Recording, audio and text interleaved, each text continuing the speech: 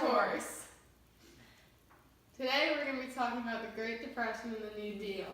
So, the causes of the Great Depression. During the Roaring Twenties, many Americans enjoyed what seemed like limitless prosperity. Then, in October 1929, the mighty bull market crashed. As production fell and unemployment rose, the U.S. economy lurched into a period of dramatic decline. Farmers faced challenges after World War I. After the war, the demand for the American crops fell sharply. Farmers were failing to sell off their huge crop surpluses and to pay the debts they owed banks and other institutions. During the 1920s, industrial workers' wages rose steadily, as did their disposable income. Worker productivity increased astronomically. Even distribution of wealth creates problems. This created economic problems. More than 60% of all American families had yearly incomes of $2,000, and 24,000 of the country's wealthiest families enjoyed incomes of more than $100,000. Too many Americans did not have enough money to buy what they needed or wanted, which created economic instability. Americans rely on credit. Americans bought automobiles, appliances, radios, and other goods on credit and other goods, which then created more debt. Stock market hits bottom. Too much money was being poured into stock speculation. On September 3, 1929, the stock market began to sputter and fall. October 24th became known as Black Thursday, and that was when the bottom fell off. Across the United States, investors raced to pull their money out of the stock market. More than 60 million shares were sold as the stock market collapsed in the Great Crash. Hoover tried to soothe Americans by insisting that the business of the country is on a sound and prosperous basis. The Great Crash represented a rare extreme in the nation's business cycle and a turning point for the American economy. John Grant.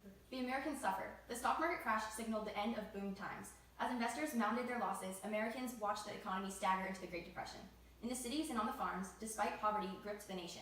Even after poverty returned, those who lived through the crisis would remember the pain and worries of the Depression. Tested by extreme hardship, this generation of Americans forged a character and will strong enough to overcome economic ruin and restore prosperity. Economic hardships shake the cities. Unemployment leaves families struggling. Between 1921 and 1929, annual average unemployment rates had risen by above 3.7%. But then the depression hit and the rate shot up. By 1933, it had climbed to a shocking 29.4%. Despite this high rate, millions of workers were unable to keep their job. The Dust Bowl. In 1932, the combination of the human geographic factor of loose topsoil caused by overfarming and grazing and the physical geographic factors of drought and high winds resulted in disaster on the Great Plains. The winds kicked up towering dust storms that began to blow east, moving wherever work can be found. Many farm families trapped in the Dust Bowl had little choice but to leave the region. The collapse of agriculture in the Great Plains Dust Bowl caused millions of other Americans to leave the Midwestern and Southern regions. Families suffered during the Depression. Men who lost their jobs could not find work and often felt that they had betrayed their families. Men in this time period were breadwinners, the providers, the ones whose paychecks fed and clothed the family and kept a roof over everyone's head. Birth rates dropped to the lowest levels in American history because no one could afford to take care of themselves, let alone another baby. Poor minorities also suffer. While the depression affected everyone, it did not affect them equally. Americans on the lower income scale felt the sting of the Depression the most. African Americans were often the last to be hired and the first to be fired. Okay. 2 presidents respond. From big cities to farms and small towns, the Great Depression spread misery far and wide across America. The unemployed and the homeless crowd into shady tea towns. Giant dust storms followed the Great Plains. As the crisis deepened, Herbert Hoover struggled to respond to the nation's problems. In 1932, as a result of Hoover's cautious and failed response, Americans would turn to a new leader who called for increased government intervention to try to stop the Depression. Relying on volunteerism. Hoover realized that a policy of doing nothing was no policy at all. Hoover encouraged business and labor to voluntarily work toward common goals. He asked businesses and industrial leaders to keep employment wages and prices at current levels. He called for the government to lower tax rates, lower interest rates, and create public work programs. Voluntary cooperation fails. Although Hoover had the right idea, his program failed. It relied too much on voluntary cooperation. Hoover believed that he can convince Americans to act in the best interests of their country as a whole, rather than their own best interests. With Hoovervilles and homelessness on the rise, it became evident that President Hoover's policies were not working. Poor Americans called trucks pulled by horse or mule, Hoover wagons, campfires, Hoover heaters, and cardboard boxes, Hoover houses, the association of the president's name with suffering. The New Deal expands. FDR's goals for the first phases of the New Deal were relief, recovery, and reform. Progress had been made, but there was still a long way to go. Beginning in the early 1935, Roosevelt launched an aggressive campaign to find solutions to the ongoing problems caused by the Great Depression. This campaign, sometimes known as the Second Second New Deal created Social Security and other programs that continue to have a profound impact of the everyday lives of Americans. New job programs. In the spring of 1935, Congress gave $5 billion for new jobs and created the Works Progress Administration, also known as WPA, to administer the program. The WPA built and improved many of the nation's highways, cleaned out rivers and harbors, and promoted soil and water conservation. By 1943, the WPA had employed more than 8 million people and spent about $11 billion. Its workers built more than 6,500,000 miles of highways and 125,000 public buildings. Aiding older Americans. The Social Security Act, passed by Congress in 1935, established a pension system for retirees. It also established unemployment insurance for workers who had lost their jobs. In addition, the law created insurance for victims of work-related accidents and provided aid for poverty-stricken mothers and children, the blind, and the disabled. It was funded by a payroll tax on employers and workers.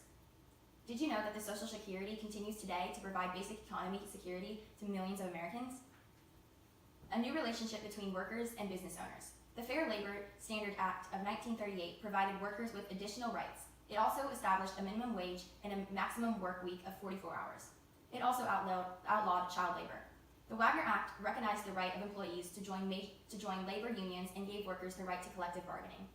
Collective bargaining means that employers had to negotiate with unions about hours, wages, and other working conditions. Some New Deal policies faced judicial scrutiny. A year before the 1936 election, the Supreme Court had overturned one of the key laws of Roosevelt's first 100 days. In the case of Schnetterpoultry versus United States, the Supreme Court unanimously ruled that since the president has no power to regulate interstate commerce, the National Industry Recovery Act was unconstitutional. The power to regulate interstate commerce rests with Congress and cannot be delegated to the executive. Okay. You got it. Effects of the New Deal. The New Deal provided desperately needed relief from the Depression and enacted reforms that guarded against economic catastrophe. No, you did. Oh, and I did it! Okay, we're gonna keep going. Although it did not end the Depression, World War II, with its massive military spending, wouldn't do that. Yet, the New Deal mattered tremendously because it brought fundamental changes to the nation. It changed the role of the federal government in the economy, the power of the presidency, and the relationship of the American people to their government. Women play increasingly significant political roles. The New Deal provided some women with the opportunity to increase their political influence and promote women's rights.